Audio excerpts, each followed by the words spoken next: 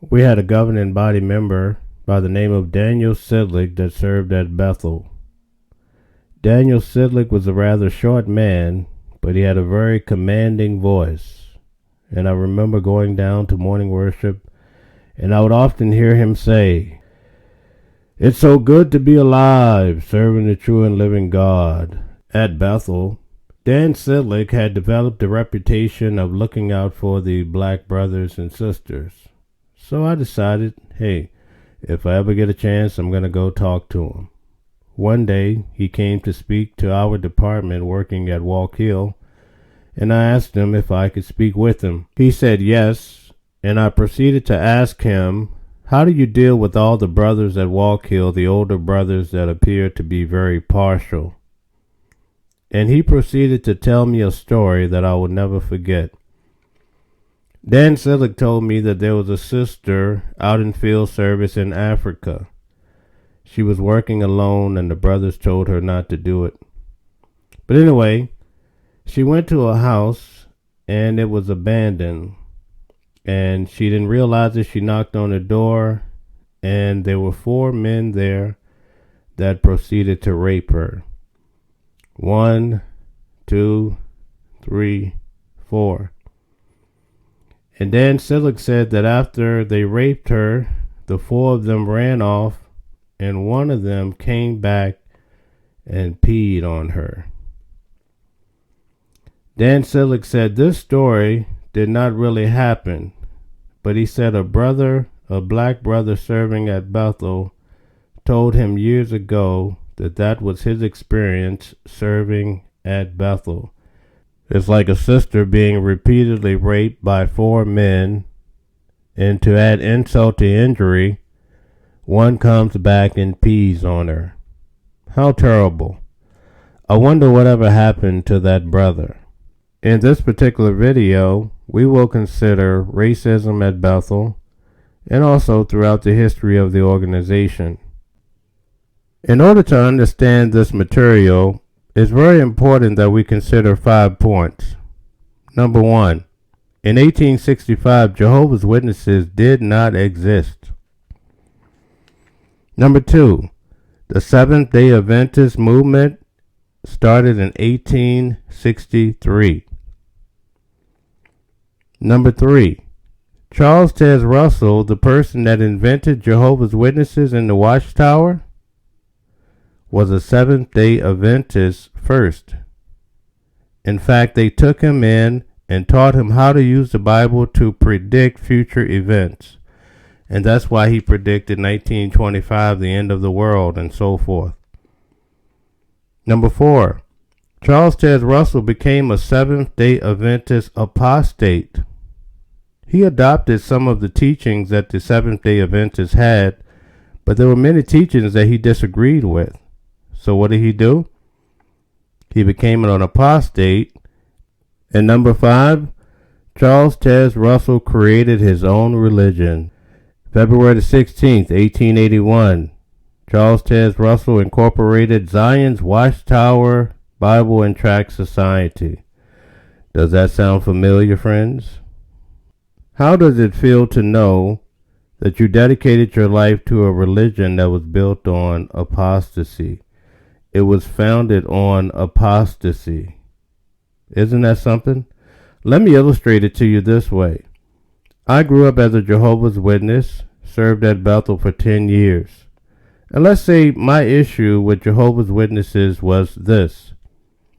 I despise the 2-witness rule because all of these children throughout the religion are being abused and it's not getting reported.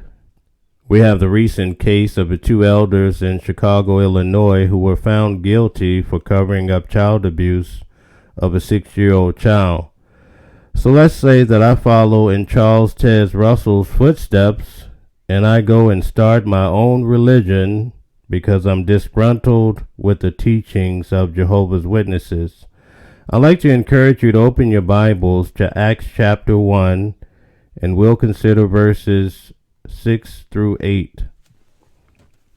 Acts chapter 1, verses 6 through 8. And notice what it says. When they therefore were come together, they asked of him, saying, Lord, wilt thou at this time restore again the kingdom of Israel? Verse 7, and he said unto them, It is not for you to know the times of the seasons, which the Father hath put into his own power. Verse 8, but ye shall receive power after the Holy Ghost is come upon you, and ye shall be witnesses unto me both in Jerusalem and in all of Judea and in Samaria and unto the uttermost part of the earth. Did you notice that? Jesus said that he would have witnesses. He said, you would be witnesses of me. So let's say I started my own religion called the Jesus Witnesses, just like Jehovah's Witnesses did. Would you join my new religion? Well, for those of you who say no, remember you became a Jehovah's Witness without doing any homework about the founding father. For those of you that say yes, would you change your mind if you found out that 25 years ago I was a Hebrew Israelite down in Times Square screaming out slurs and saying that all white people are from the devil? Recently in the news, a candidate for office was shut down over something he said back in the early 40s. He was canceled. In a similar vein, let me show you what Charles Tez Russell and Jehovah's Witnesses were printing in the earlier magazines, and you will understand why there has only been one black governing body member throughout the years. Notice what they printed in the April 1st, 1914 Watchtower. If nature favors the colored brethren and sisters in the exercise of humility, it is that much to their advantage. If they are rightly exercised by it, a little while, and our humility will work out for our good. A little while, and those who have been faithful to their covenant of sacrifice will be granted new bodies, spiritual, beyond the veil, where color and sex distinctions will be no more. A little while, and the millennial kingdom will be inaugurated, which will bring restitution to all mankind, restitution to the perfection of mind and body, feature and color, to the grand original standard, which God declared very good, and which was lost for a time through sin, but which is soon to be restored by the powerful kingdom of the Messiah. Features and colors. Shameful. Okay, folks, I have to warn you, it's going to get worse before it gets better. So again, Charles Tez Russell, the Negro race is supposed to be descended from Ham, whose special degradation is mentioned in Genesis chapter 9, verse 22 and 25. I'll read those scriptures for you. Genesis chapter 9, verse 22, and Ham, the father of Canaan, saw the nakedness of his father, and told his two brethren without. Verse 25, and he said, Cursed be Canaan, a servant of servants shall he be unto his brethren. And put a lot of emphasis on the word servant, right? Just like Bethel, a lot of services and a lot of servants. I know that for a fact. And that was taken from Zion's Watchtower, August the 1st, 1898, page 230. Please go look it up. Now we're going to take a look at the Zion's Watchtower, July the 15th, 1902. Noah declared prophetically that Ham's characteristics, which had led him to unseemly conduct disrespectful to his father, would be found cropping out later, inherited by his son, and prophetically he foretold that this degeneracy would mark the posterity of Canaan, degrading him, making him servile. We are not able to determine to a certainty that the sons of Ham and Canaan are the Negroes, but we consider that general view as probable as any other. Yeah, sounds like a Negro to me, right? How ridiculous. Charles Tez Russell and Jehovah's Witnesses were teaching black people that there is something wrong with your features and your skin color. In fact, it came from sin. It came because you are cursed. And guess what? That's going to be fixed in God's new world, where your skin will be restored to being white, to being what it should have been in God's original plan. Well, some of you are already in the comment section under my videos saying, why bring up these articles from 1902, 1914? Well, I bring it up because I'm trying to teach you that the 144,000 was intended for whites only. Black people at best could only be a part of the new world, and even then they would have to be transformed to God's original purpose. If Charles Tez Russell came back to life today, he would say, what is that Negro Samuel Hurd doing on the governing body, because only white people go to heaven? So let me demonstrate it. Let me illustrate it for you. This is 1984. Look at the generation. When Jesus was on earth and he looked up and he said, this generation will not pass away. That's what Jesus saw. Is that what you want me to believe? That he only saw white people? Look at them, waiting on their route to heaven. And guess what? All of these people from 1914 generation that Jehovah's Witnesses teach, that basically their religion is founded on something that Charles Tez Russell came up with, that he learned from Seventh-day Adventists, all of these people passed away. False prophecy. Do you understand? Right? Not a black person in sight, because they did not get the memo. They were not a part of the plan. In fact, any black person that you know that has professed to be anointed, they are a replacement or simply thought of as being crazy. That's the truth. I'll never forget, we had a black brother at Bethel. He had served for 30 years, and they never used him for watchtower study, as a Bethel elder, as an overseer, or any major position. When they had the big layoffs of the Bethelites, he was one of the first to go. Now, think about this. He was in full-time service while Samuel Hurd was still in the military. And if you really want to think about it, how rare of a black brother being anointed. Wouldn't you think they would groom him to be of the governing body? He's one of Christ's brothers, right? But instead, they had rumors floating around that he was a little crazy. There wasn't anything crazy about that brother. The problem was this. He used to stand down on 10 toes to defend the black brothers like Joe Clark in the movie Lean on Me. Remember that? Not only did he defend the young black brothers, he would also guide them so that they could be successful in their Bethel career. Some of the brothers, the black brothers that would come out of Chicago, would scare the life out of people.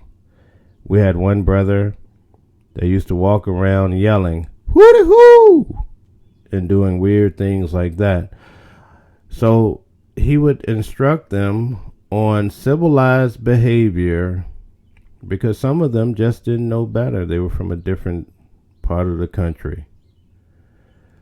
One day I was walking from the E building to the D building, and you have these long hallways that are just like echo chambers. And the brother came around saying, "Hooty hoo!" And a little old white sister walking with her cane almost fell because she was faint out of fear. She thought she was in the hood.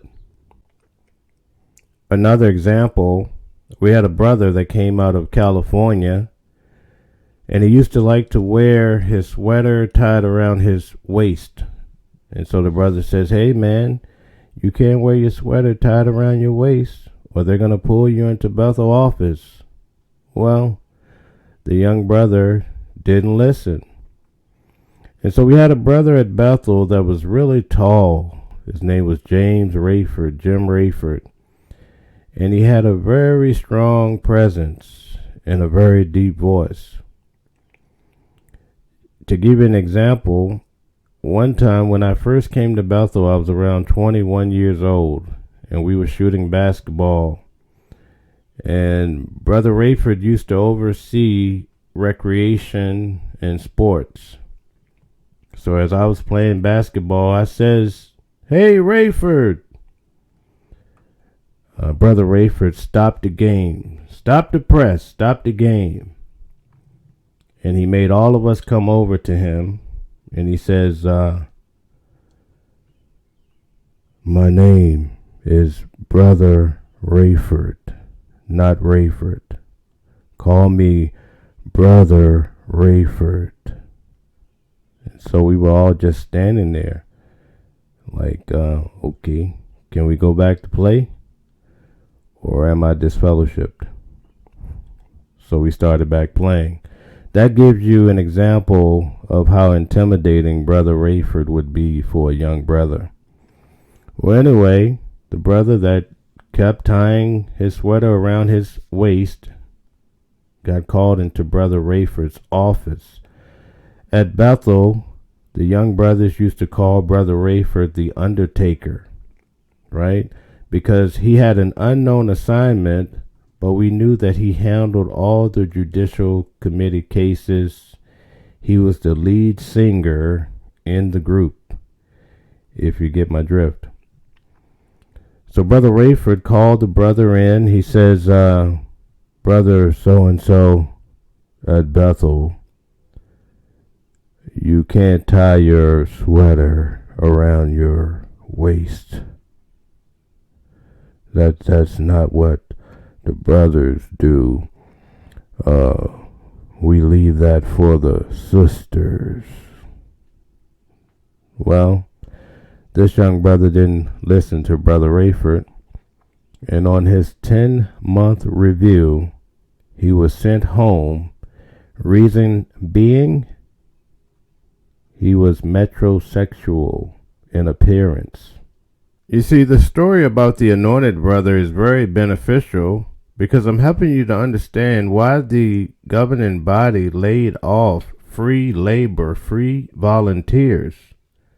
Remember the story I told you in the beginning, the illustration about Dan Sidlick, and he talked about a brother who said his Bethel experience was like being raped and peed on, but he didn't leave Bethel. He didn't leave. Why is that the case? Well, many brothers stay at Bethel. They have no credit, no job history. And after many years, they start to feel like they're afraid of the real world, just like those that are in prison. So you see, with the new layoff arrangement, they can get rid of these brothers, force them to leave, and also people that perhaps have cancer, that are a little eccentric, people with weird personalities, people that they suspect of doing things but they can't prove it. You see, the governing body knows that there are and there have been apostates at Bethel. Well, you might say, that's impossible for a person at Bethel to become an apostate and stay there for so many years. Well, let me demonstrate that for you. In a previous video, I shared the story about Jesus Cano. He was a Bethel elder who went to the local congregation's territory and tried to solicit little boys for sex. When the feds examined his room and his computers, they found out that he had been watching child porn, as well as he was very active in the ex-Jehovah Witness community. I had a chance to ask Jesus Cano about his Bethel career, and he said that the brothers treated him like crap because he was a Mexican. So obviously the Spanish brothers and sisters have stories to tell too. Alright, so let's go back and look at a few questions from readers in the Watchtower. Look at the question. Is there anything in the Bible that reveals the origin of the Negro? Notice the answer. It is generally believed that the curse which Noah pronounced upon Canaan was the origin of the black race. Certain it is that when Noah said, "Cursed be Canaan, a servant of a servant shall he be unto the brethren," he pictured the future of the colored race. They have been and are a race of servants, but now in the dawn of the 20th century, we are all coming to see this matter of service in its true light, and to find that the only real joy in life is the serving others, not bossing them.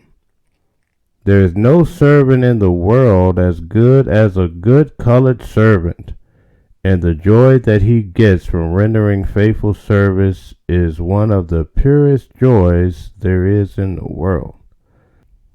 But this is what Jehovah's Witnesses were teaching. For any Jehovah's Witness that have the nerve to say that this is old light and this is what all the religions were doing back then shame on you, because Jehovah's Witnesses have always taught that they are God's spirit-led organization, and God is a constant, and God's spirit should have made them treat black people with respect, even when this world did not have the decency. Jehovah's Witnesses should have been ahead of Martin Luther King in fighting for equal rights for all man, but instead, in 1952, when Martin Luther King began his work, notice what Jehovah's Witnesses were writing in their watchtower about the teachableness of the Negro. Really, our colored brothers have a great cause for rejoicing. Their race is meek and teachable, and from it comes a high percentage of theocratic increase. They were putting together a great plan to further use the Negro, while Martin Luther King was trying to free them. So in conclusion, I like to tell this final story, and I doubt if I will be touching on this subject again unless I'm inspired or if something dramatic happens. We had this brother at Walk Hill that originally started serving at Bethel in Brooklyn. He said that Brother Raymond Franz, who was a former member of the governing body, was his table head. In other words, they sat together at the same table for morning worship in Brooklyn. He said at some point in his Bethel career, Brother Raymond Franz invited him and some other brothers to attend a private Bible meeting after Watchtower study in Brooklyn. He attended. And he said that Brother Franz was teaching things like the 144,000 was only intended for white people, that the anointed were only white people. Only white people go to heaven. Now, at the time listening in, I seriously doubted the guy. But that's what inspired me to do the research that I've done recently as far as looking back at the older material, and I found enough information to believe firmly what he said. The brother mentioned that the factory overseer in Brooklyn had approached him during that time and said, "Did you go to Raymond Franz's private Bible groups?" He said, "Yes." He said, "You better not ever go again or you're going to be out of here." And the brother said he never attended another one of Raymond Franz's little Bible study groups. But what's interesting is Raymond Franz, the author of Crisis of Conscience, tried to wake up many people in Bethel. Notice what Harriet Tubman said. She said, "I freed 1,000 slaves. I could have freed 1,000 more if only they knew they were slaves." In the beginning, I spoke about Dan Sidlick, how he talked about a brother that served at Bethel. His Bethel experience was like a sister in Africa that was repeatedly raped by 4 men, and to add insult to injury, one came back and peed on her. Unfortunately, we may never find out who that brother was. We may never hear his story. In fact, I know a brother named Damon that served at Walk Hill. His situation was so bad dealing with racism and prejudice at work that he left Bethel and joined the army. We may or may not hear his story. But I am so happy that I have the opportunity to tell mine, and I look forward to sharing my story more and more with my subscribers as time goes on.